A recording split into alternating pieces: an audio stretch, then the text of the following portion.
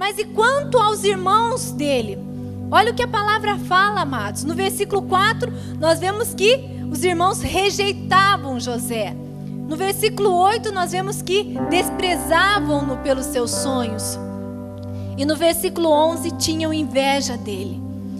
Sentimentos que permeavam o coração daqueles moços: rejeição, desprezo e inveja. Eram os sentimentos que faziam parte do coração daqueles moços.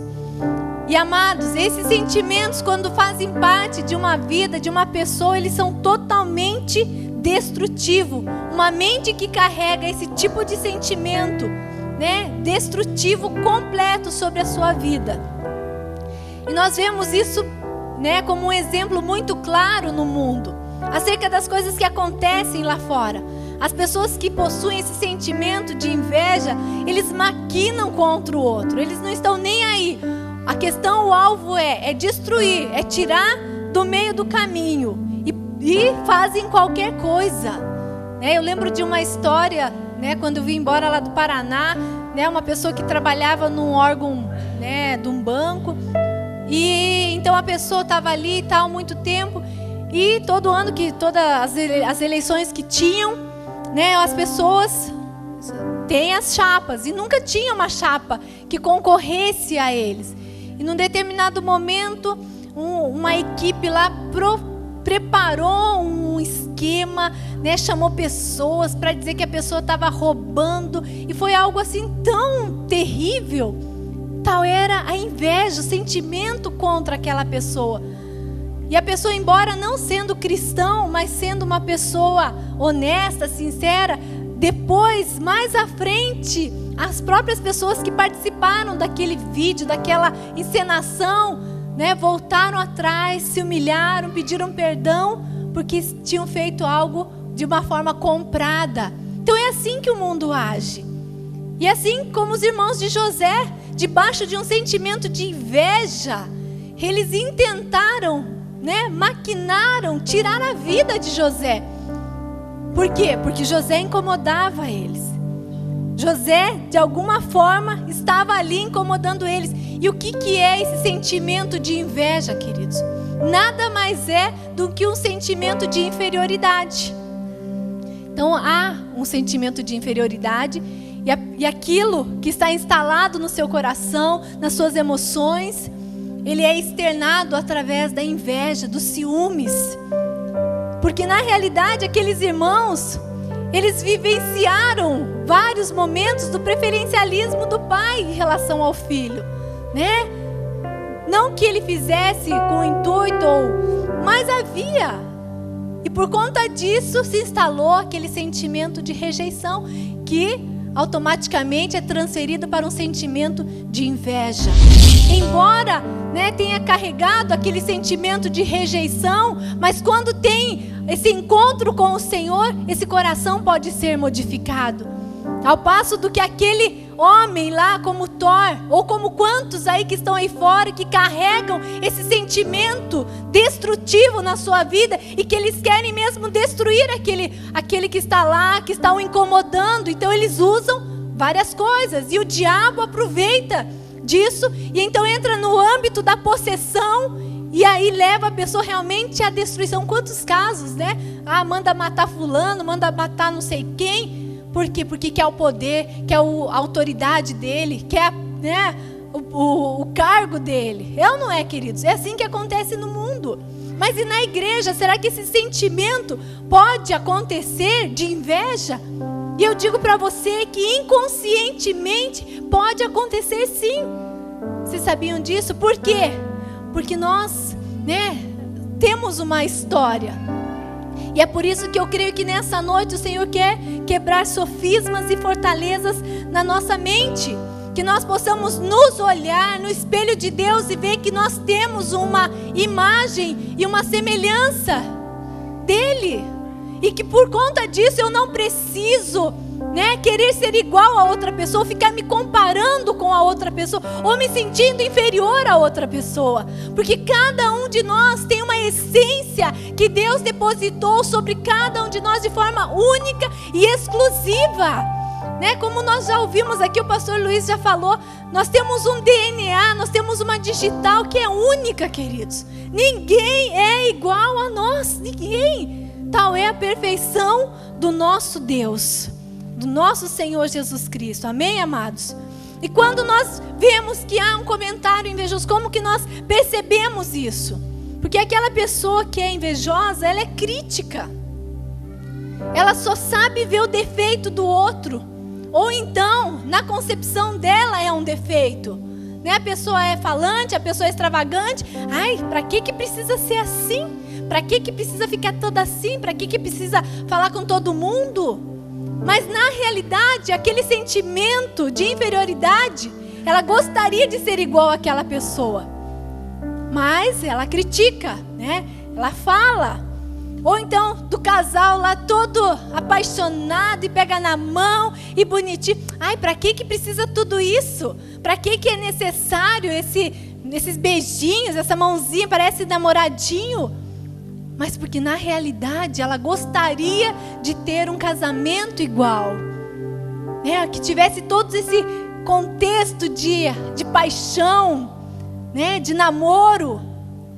Mas como um sistema de defesa, ela critica. Ou então a pessoa troca o carro. Nossa, mas quer se aparecer mesmo. Tá querendo se aparecer. Tava com outro carro faz 6 meses. Pra que vai trocar de carro? Mas porque na realidade, o coração dela que gostaria de trocar de carro. Mas como não pode, então é mais fácil criticar. É mais fácil, né, acusar, falar. Então, queridos, nós precisamos nos expor realmente ao Senhor nessa noite, para que nós compreendamos que assim como o homem imagina, se ele o é, então se eu me imagino como um derrotado, eu vou ser um derrotado. Mas se eu me imagino como uma mulher de Deus, que foi criada à sua imagem e semelhança, que tem o meu DNA único e exclusivo, que fui feita lá no ventre da minha mãe, o Senhor já sabia quem que Ele estava formando, quem que Ele ia chamar pelo nome, sabia tudo, que me tomou pela palma da sua mão, que tem o meu nome escrito na palma da sua mão. Então eu vou compreender quem eu sou e que eu sou importante. E que esses sofismas venham realmente a ser eliminados das nossas vidas, porque a nível de igreja a pessoa não vai ficar possessa com esse sentimento, mas ela vai ficar opressa, é diferente. E aí vai ficar como... Deixa eu pegar um negocinho aqui. O bichinho vai ficar ali no cangote dela. Sabia disso? Ela não fica possessa, mas ela fica opressa. E ali ele fica, né, azucrinando a sua mente, porque a Bíblia fala que o diabo está ao nosso derredor. E ele nunca vai falar, você é isso. Ele vai falar, eu sou isso. E a pessoa é mesmo, eu sou isso, né? Eu sou derrotada, ai, é difícil, tudo é complicado. E vão se sobressaindo sentimentos de amargura, de angústia. E o pior de tudo, queridos, que a palavra fala que Deus abomina. A pessoa vai começar a ser um instrumento do inimigo para semear contendas. É ou não é? Porque aí ela fala mal do irmãozinho lá que ela não gosta, fala mal para um, fala mal para o outro. Ela critica ali e critica lá, porque o cão está ali no cangote dela. Então ela não fica possessa, mas fica opressa. Mas voltando para a vida de José, queridos, vamos ver então qual foi a sua trajetória. Dentro desse contexto que nós vemos que havia um sonho de Deus para a vida dele, que nós percebemos que ele precisava ser tratado ainda em algumas áreas. Vamos lá, Gênesis 37, 24. O que aconteceu primeiramente com José?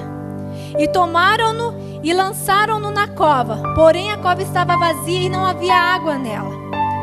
Segunda situação que ele passou, 28.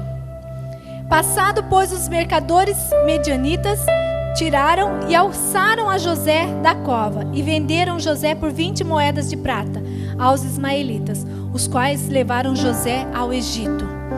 Então, duas situações aconteceram na vida de José. Foi lançado numa cova e foi vendido como escravo, sem direito nenhum a falar nada sobre sua vida, sem direito sobre a sua vida. Então, de um moço privilegiado, um dia um moço privilegiado, que ganhou uma túnica colorida, bonita, única, foi só para ele que o pai deu. De um dia esse filho privilegiado, o outro dia esse jovem para uma cova. E depois vendido como escravo, sem direito algum a revidar, a falar nada, sem ter direito a uma reação. Ele é vendido.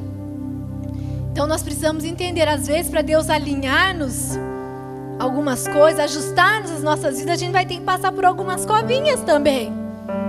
É ou não é, queridos? E ali, queridos, ele começa a mostrar o que realmente estava no seu coração, como o pastor Luiz já falou, né? Semana passada, inclusive, na hora do aperto, na hora da dificuldade, na hora da tribulação, nós mostramos quem nós somos. E ali, José, como um escravo, na casa de Potifar, ele começa a mostrar quem ele era.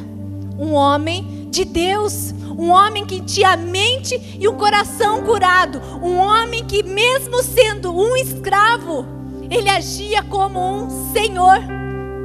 Vocês estão entendendo? Porque ele fazia o melhor na casa de Potifar. E eu li essa semana um relato, num livro que eu estou lendo, sobre Nelson Mandela. Então, por causa do apartheid, ele tinha sido preso, né? E ele, ali na prisão, ele reconhecia que o fato dele estar preso era por causa dos brancos. Ele falou, mas tudo bem, eu estou preso, estou numa cadeia, mas eles me colocaram aqui, mas eles não têm direito sobre os meus sentimentos e sobre as minhas emoções, sobre o meu comportamento. Quem determina o que eu vou sentir, o que eu vou pensar, o que eu vou fazer, sou eu. Então, enquanto muitos estavam lá junto com ele na prisão, achando que ele era um louco, que ele era doido, Pinel, sabe por quê? Sabe o que ele fazia? Ele estudava. Ele estudou administração pública, direito penal, direito internacional na prisão. Porque ele era preso, era um escravo, mas ele agia como um livre, a sua mente era livre, os seus sentimentos eram livres. E por conta disso, ele se tornou o primeiro presidente negro da África do Sul. Vocês estão entendendo, queridos? José, da mesma forma, mesmo sendo escravo, ele agia como um senhor. E às vezes, queridos, nós somos livres e agimos como escravos. Escravos de um vício, de um maldito cigarro, tão pequenininho, mas que aprisiona uma vida. Escravos de um telefone que liga para não sei quantas pessoas só para falar mal. Escravos de manias, escravos de internet. Que quem vai fazer nas nossas vidas é Deus. É o Senhor quem vai fazer, queridos. Você pode tentar fazer, tudo aquilo que lhe cabe, vai atrás. É uma situação da justiça, é o advogado, mas não confia no advogado. Confia em Deus. É Ele quem vai fazer. E Romanos 1,18, para quem gosta de anotar, porque do céu se manifesta a ira de Deus sobre toda a impiedade e injustiça dos homens que detêm a verdade em injustiça. E Salmo 103,6 também fala, o Senhor faz justiça e juízo a todos os oprimidos. O Senhor é a nossa justiça, queridos. O Senhor é a nossa justiça, e a justiça do Senhor, ela é eterna. Ela é perfeita. Nós não precisamos fazer absolutamente nada. Amém? Nós precisamos crer e confiar na justiça do Senhor. E eu creio, amados, que se em alguma área você tenha se sentido injustiçado na tua vida, a visitação do Senhor está vindo. A visitação do Senhor está vindo sobre toda a injustiça, sobre toda a injustiça. O governo do Senhor, a justiça do Senhor está vindo, queridos. Eu tenho vivido muitas lutas que têm causado feridas dentro de mim, e cheguei a perguntar-me: onde estavas tu?